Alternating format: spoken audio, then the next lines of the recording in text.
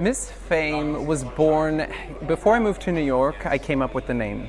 But even before then, when I was 18, 19, going to the bar, I was playing with makeup. So I've always been exploring femininity.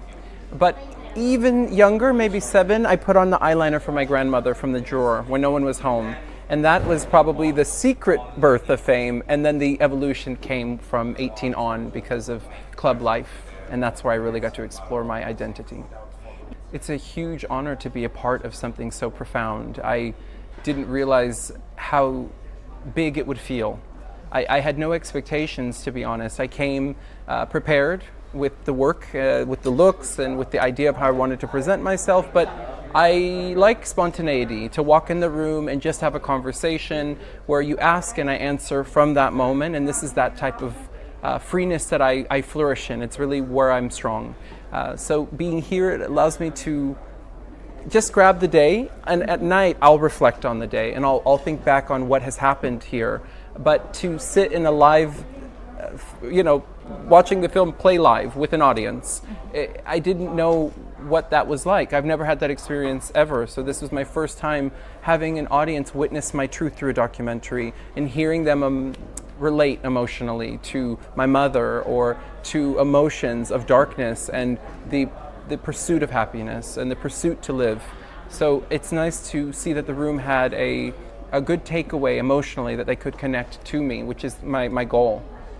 Well, I started to feel in the last years, after doing reality television with Drag Race, that as I started to work and tour Miss Fame with other queens, that once I crossed into the fashion and beauty arena, I felt my truth. I felt a more authentic self versus the camp factor of drag. Drag is of extreme nature, and artistically you go pushing it to the limits.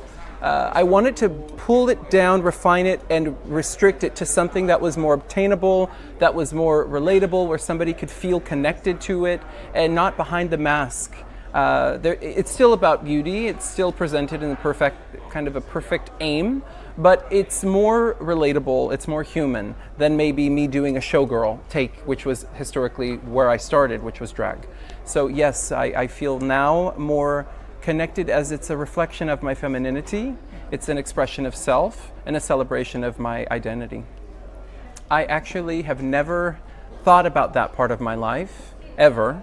I didn't think about, I need to work with this type of person, but like many things that have happened in my career, I show up, I do what I do, and then something organically evolves. So rather than saying I need to be positioned with a particular person because of their direction and the work that they create, I'm existing and I'm putting it out there. So if it feels authentic to them as well, I'm open to the next chapter of my creative life, which could be film, it could be a series, a drama, it could be anything. I think that this is a moment to say yes and to open myself up to opportunities. Thank you very much.